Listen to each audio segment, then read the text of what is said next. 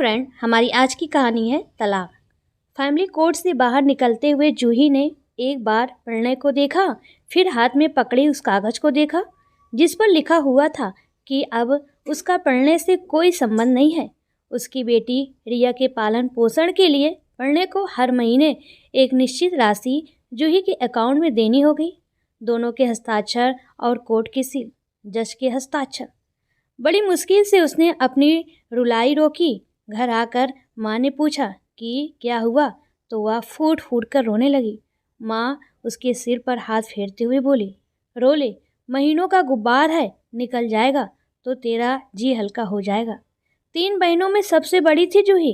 पिता अंबिका प्रसाद अध्यापक और माता सुनैना शुगर गिरणी। दोनों ने अपनी बेटियों को शिक्षित किया और संस्कार भी दिए। जूही बीएड करके स्कूल में पढ़ाना चाहती थी, लेकिन उसकी बुआ उसके विवाह के लिए एक रिश्ता लेकर आ गई। लड़का प्रणय एक प्राइवेट कंपनी में इंजीनियर था और इकलौता। सुनैना जी अच्छा रिश्ता हाथ से जाने देना नहीं चाहती थी। अंबिका बाबू ने भी सोचा कि एक की शुरू करेंगे तभी तो बाकी की होगी। जूही अपने माता पिता की परेशानी समझ रही थी, सो उसने विवाह के लिए हाँ कर दी। जूही सुंदर थी तो प्रणय भी हैंडसम था।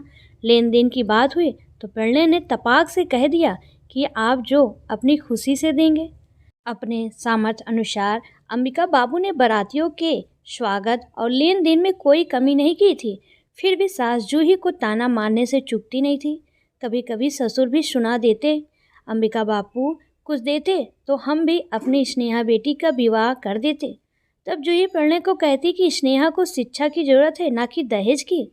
वह स्नेहा को भी समझाती कि अपनी पढ़ाई पूरी कर लो, इंटर पास की कोई वैल्यू नहीं है। जवाब में वो हंसकर कहती, भाभी मेरी माँ मुझे इतना दहेज देगी कि मेरे पति मेरे तलवे चाटेगा। तब वह चुप रह जाती। फिर वो गर्भवती हुई। सास ने पोते की आस लगाई थी। स्नेहा ने एक बच्चे को जन्म दिया। बस तभी से वह सबके आँख की किरकारी बन गई। प्रणय भी उससे खींचा खींचा रहने लगा था। एक आध बार उसके शर्ट पर लिपस्टिक के निशान मिले। पूछने पर कहा कि बॉस बीमार हैं तो उनके घर जाना पड़ता है। उनकी बेटी से 2 बातें हो जाती है और कुछ नहीं। जूही सब समझ रही थी, लेकिन सोचा कि कुछ दिनों में सब ठीक हो जाएगा। एक दिन जूही की सास बड़े प्यार से उससे बोली, कुछ दिनों अपने मायके हो आओ, रिया भी नाना नानी से मिल लेगी। प्रणय ने भी उसकी हाँ में हाँ मिला दिया तो वह बेटी को लेकर चली गई। 2 दिन के बाद उसने प्रणय को फ़ोन किया तो उसने उठाया नहीं। अनहोनी सोचकर वो घबरा गई, लेकिन जब सास ससुर और स्नेहा ने भी फ़ोन नहीं उठाया तब उसका माथा ठनका। उसने अपने पिता से कहा कि कुछ दिनों से मैं देख रही थी कि सभी आपस में कुछ खुसर फुसुर कर रहे हैं और अब मेरा फ़ोन भी नहीं उठा रहे। मैं खुद ही कल ही ससुराल जाऊंगी। तभी कोरियर वाले ने आकर उसे सरकारी लिफाफा थमा दिया। खोलकर देखा तो वो तलाक के कागजात थे। बाप बेटी के लिए यह बहुत बड़ा सदमा था। उसी समय प्रणय का एक रिश्तेदार आकर जूही के गहने कपड़े दे गया। साथ में एक चिट थी जिस पर लिखा था कि चुपचाप साइन कर देना, वरना कोर्ट में इतने लाछन लगाऊंगा कि आगे उससे पढ़ा नहीं गया। आंखों से झरझर आंसू बहने लगे। फिर भी एक उम्मीद बाकी थी, आज वो भी खत्म हो गई। मम्मी रिया का स्पर्श पाते ही जूही ने अपने आंसू पोंछे और नौकरी के लिए एक मेल टाइप करके अपने स्कूल के प्रिंसिपल को भेज दिया। 15 दिनों के बाद ही जूही को स्कूल से कॉल आ गया। वह स्कूल जाने लगी। रिया भी प्ले स्कूल जाने लगी। उसकी एक बहन बैंक में जॉब करने लगी और दूसरी का बीकॉम फाइनल हो रहा था। 6 महीने बाद अंबिका बाबू भी सेवानिवृत्त होकर घर में समय देने लगे। सुनैना जी जो घर की धुरी थी, सामने तो मुस्कुराती रहती, लेकिन अकेले में पति से कहती कि जूही की फिक्र होती है। तब अंबिका बाबू मुस्कुराकर कहते, सब कुछ समय पर छोड़ दो। एक दिन अंबिका बाबू रिया को लेकर पार्क में टहल रहे थे। रिया को हम उम्र गौरव के साथ खेलते देख उन्होंने पूछ लिया कि कौन है। तब रिया हाथ से इशारा करते हुए बोली, नानू, वो रहे गौरव के दादू। आपसी परिचय के बाद सतीश चंद बोले कि बहू के देहांत के बाद गौरव हमारी जिम्मेदारी हो गई, लेकिन कब तक। पत्नी बेटे को फिर से शादी करने कहती है तो वो भड़क जाता है।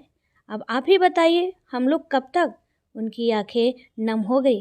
अंबिका बाबू ने मन में कुछ सोचा और अगले दिन सतीश चंद को अपने साथ घर ले आए। चाय पीते हुए उन्होंने अपने परिवार के बारे में बताया और कहने लगे कि हम भी अब जूही का पुनर्विवाह करना चाहते हैं, यदि आप उचित समझे तो। सुनकर सतीश चंद बहुत खुश हुए और बोले, आप अपनी बेटी को तैयार करें और मैं अपने बेटे को। जूही अपने पिता को मजबूर होते नहीं देख सकती थी। वो गौरव के पिता प्रशांत से मिली। विचारों के आदान प्रदान के बाद दोनों ने तय किया कि हमारे 2 ही बच्चे रहेंगे। शुभ मुहूर्त में जूही गौरव की पत्नी बनकर दिल्ली चली गई। महीने भर के बाद उसने फिर से स्कूल ज्वाइन कर लिया। समय अपनी रफ्तार से चलता रहा। गौरव हॉस्टल चला गया। रिया अपने माता पिता से दूर जाना नहीं चाहती थी, इसलिए साथ में रहकर ही पढ़ाई करने लगी। अंबिका बाबू की दोनों बेटियों की भी शादी हो गई और वो दोनों भी अपने अपने परिवार के साथ खुश थी। एक दिन जूही अपने मायके आने वाली थी। उसी दिन प्रशांत का मित्र नरेश आया और उसे एक पैकेट देते हुए बोला कि भाभी, संजीवनी हॉस्पिटल में मेरी शैलजा दी साइकोलॉजिस्ट हैं, आप प्लीज़ उन्हें दे दीजिएगा। श्योर, कहकर जूही ने वह पैकेट संभाल कर रख लिया। घर पहुंचकर एक दिन तो बातों में ही निकल गया। दूसरे दिन वह शैलजा दी को फ़ोन करके उनके हॉस्पिटल पहुंच गई। वह रिसेप्शन पर ही थी कि उसने प्रणय के पिता को डॉक्टर शैलजा के चैम्बर से निकलते देखा। अपने को संयम करके वह शैलजा दी से मिली। नरेश का पैकेट उन्हें देकर हालचाल पूछते हुए बोली, दी, अभी जो पेशेंट गया था वो, अरे वो पेशेंट नहीं है, उनकी बहू। बोलकर डॉक्टर शैलजा एकाएक चुप हो गई और फिर बोली, अब क्या बताऊँ, मैं पिछले 3 सालों से उनकी बहू का इलाज कर रही हूँ। 3 साल से? क्या हुआ है बहू को? आश्चर्य से जूही ने पूछा। डॉक्टर शैलजा ने प्रणय के विवाह की पूरी बात बताते हुए कहा कि तलाक के बाद उसने बॉस की बेटी के साथ विवाह कर लिया, जो भारी दहेज के साथ नौकर चाकर भी लाई थी। सब बहुत खुश थे। सप्ताह 10 दिन बीतने के बाद ही उसकी पत्नी सोनिया सब पर बेवजह चिल्लाने लगी। कोई भी सामान उठाकर फेंक देती, टोकने पर अपना सर दीवार पर दे मारती। एक आध बार तो उसने अपने पति के हाथ भी दांत से काट लिए थे। तब वो मेरे पास आए और अपनी बहू की समस्या बताई। मैंने कहा कि बहू को लेकर आइए, मैं बात करती हूँ, लेकिन उनकी बहू कभी नहीं आई। अस्पताल के स्टाफ से पता चला कि सोनिया एक मानसिक रोगी है। दवा इलाज से तो ठीक रहती है, लेकिन कभी कभी दौरे पड़ने लगते हैं। मुझसे पहले यहाँ डॉक्टर दिव्या थी जो इसका इलाज कर रही थी। उसके पिता अपनी बला टालना चाहते थे और उन लोगों ने भी धन और खूबसूरती के लोभ में छानबीन नहीं किया। डॉक्टर शैलजा ने एक गहरी सांस ली, फिर बोली, अब यदि बहू को छोड़ देते हैं तो उसका बाप इनके बेटे को नौकरी से बर्खास्त कर देगा, कानूनी चक्रव्यूह में ऐसा फंसा देगा कि इनकी बेटी भी। चलो छोड़ो, बातों बातों में चाय काफ़ी तो पूछना ही भूल गई। मुस्कुराते हुए उन्होंने घड़ी देखी, फिर काफ़ी दी। अभी चलती हूँ कहकर जूही घर आ गई। इनकी बेटी कहकर शैलजा दी का चुप हो जाना उसे बहुत खल रहा था। उसने अपनी माँ से पूछा तो वो बोली, हाँ सब सच है। प्रणय के विवाह से आए दहेज से उन्होंने एक बिजनेसमैन के बेटे से स्नेहा का विवाह कर दिया। लड़का पियक्कड़ निकला। पति पत्नी के बीच झगड़ा होने लगा। फिर स्नेहा माँ भी नहीं बन पाई। ऐसे में उसे सब कुछ सहना तो पड़ेगा ही। यह सब जानकर तेरे पापा से रहा नहीं गया, सो मिलने चले गए। पति पत्नी दोनों ही बीमार से लग रहे थे। हाथ जोड़कर तेरे पापा से माफ़ी मांगने लगे थे।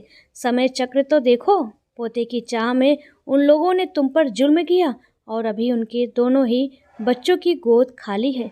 कहकर उन्होंने एक ठंडी सांस ली और फिर बोली, ये सच है कि बीता हुआ समय वापस नहीं आता, लेकिन अच्छा हो या बुरा, हमारे कर्मों का फल तो इसी जन्म में मिल जाता है। दोस्तों, इसीलिए कभी भी किसी का दिल नहीं दुखाना चाहिए, क्योंकि दुखी हृदय से निकली हाय न जीने देती है और न मरने। तभी मोबाइल का रिंग बजी। मम्मी, नानी के हाथ का बेसन का लड्डू लेती आना, रिया बोली, और मेरे लिए मठरी। गौरव की आवाज़ सुनकर जूही चकित रह गई। अरे तुम कब आए? सरप्राइज मॉम, कहकर गौरव ने फ़ोन डिस्कनेक्ट कर दिया। ये बच्चे भी ना माँ, जूही मुस्कुराई और सुनैना जी, वो तो बस अपनी बेटी को निहारती रही। कल तक जिसके चेहरे पर दुख की लकीरों का बसेरा था वो अब धुंधलाने लगी थी। दोस्तों, आपको ये कहानी कैसी लगी प्लीज़ कमेंट में ज़रूर बताएं।